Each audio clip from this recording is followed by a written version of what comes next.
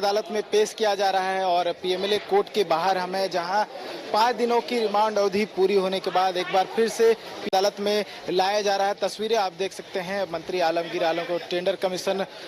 से जुड़े money laundering मामले में 15 मई को ईडी ने गिरफ्तार किया था और गिरफ्तारी के बाद जो है पीएमएलए की विशेष अदालत में एक बार फिर से पेश किया जा रहा है। और इससे पहले 6 दिनों का रिमांड मिला था और 6 दिनों के बाद 5 दिन उनकी रिमांड अवधि बढ़ा दी गई थी और आज फिर से रिमांड अवधि पूरी होने के बाद पीएमएलए की विशेष अदालत में आपने देखा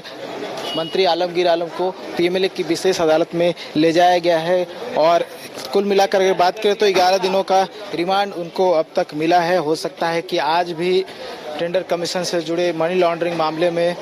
ईडी की ओर से रिमांड का आग्रह किया जा सकता है, क्योंकि 11 दिन तक पूछताछ में बहुत सारे खुलासे जो है वो मंत्री आलमगीर आलम ने किए थे। साथ ही साथ उस दौरान बहुत सारे लोगों को समन भी भेजा गया था और समन भेजकर मामले में पूछताछ की जा रही थी। और ऐसे में आज रिमांड अवधि पूरी हुई है। रिमांड अवधि पूरी होने के बाद फिर से उन्हें पीएमएलए की विशेष अदालत में एक बार फिर से पेश किया गया है और संभवतः हो सकता है कि 3 दिनों का कोर्ट से ईडी रिमांड का आग्रह कर सकती है, क्योंकि 11 दिन का रिमांड अवधि पूरा हो चुका है और अब बस 3 दिन का जो है वो समय मिल सकता है ईडी को। और डिपेंड करता है ईडी मांगना चाहती है या फिर नहीं मांगना चाहती है। लेकिन अगर टेंडर कमीशन की बात करें तो इस मामले में आईएएस मनीष रंजन को भी ईडी ने समन भेजा है और कल उनसे पूछताछ होनी। हालांकि इससे पहले जब समन भेजा गया था तब उस समन पर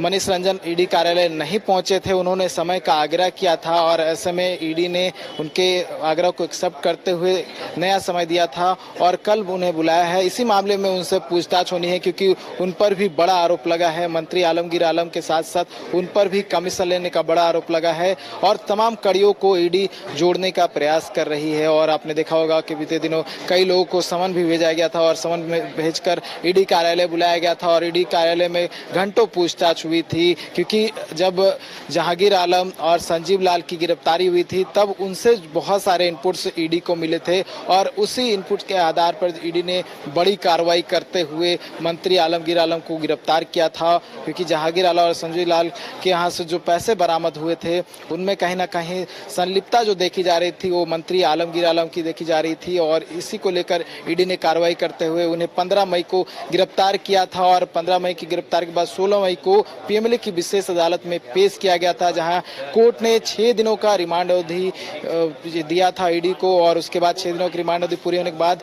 एक बार फिर से पीएमएलए की विशेष अदालत में उन्हें पेश किया गया था, जहां से 8 दिनों का रिमांड मांगा गया था कोर्ट से। लेकिन कोर्ट ने 5 दिनों का रिमांड ईडी को दिया था और 5 दिनों का रिमांड आज खत्म हो चुका है और पीएमएलए की विशेष अदालत में मंत्री आलमगीर आलम को लाया गया है। हो सकता है कि इन 5 दिनों में और बीते जो 6 दिन था उसमें जो पूछताछ में नए नए खुलासे हुए हैं, क्या कुछ इनपुट जो है मंत्री आलमगीर आलम ईडी अधिकारियों को दे पाए हैं। संभवतः जो रिमांड पिटीशन होगा जो ईडी के अधिवक्ता कोर्ट में पेश करेंगे, हो सकता है कि उसमें जो है उस बात का जिक्र हो। लेकिन देखने वाली बात होगी कि क्या कुछ खुलासे जो हैं इस दौरान हुए हैं और क्या कुछ आधार आज दिया जाएगा। जब कोर्ट से अगर रिमांड का बढ़ाने का आग्रह कोर्ट से किया जाता है तो तस्वीरें हम लगातार दिखा रहे थे कि किस तरह से मंत्री आलमगीर आलम को पीएमएलए की विशेष अदालत में लाया गया है और अंदर जो उन्हें फिलहाल जो है पेशी हुई है। और पेशी के बाद जो है देखने वाली बात होगी कि कोर्ट में क्या कुछ ईडी के अधिकारियों की तरफ से आग्रह किया गया है और क्या कुछ जो है बातें रखी गई है, क्या कुछ आधार रखा गया है, किस आधार पर जो है वो रिमांड का आग्रह करते हैं। और अगर पूछताछ पूरी हो गई होगी तो हो सकता है कि आज रिमांड का आग्रह नहीं, लेकिन डिपेंड करता है कि आज क्या कुछ होता है, क्या कुछ जो है आधार ईडी के अधिकारी कोर्ट में रखते हैं, ईडी के अधिवक्ता जो है वो कोर्ट में रखते हैं, वो देखने वाली बात होगी। कुछ देर में जब यहाँ से रिमांड अवधि को लेकर जब सुनवाई हो जाएगी तब हम एक बार फिर से आपसे जुड़ेंगे और बताएंगे कि क्या कुछ कोर्ट में हुआ है जब पीएमएलए की विशेष अदालत में मंत्री आलमगीर आलम को तीसरी बार लाया गया था। न्यूज़ बाय स्कोप के लिए कैमरा पर्सन राजबलम के साथ नीरज कुमार, रांची है। और इससे पहले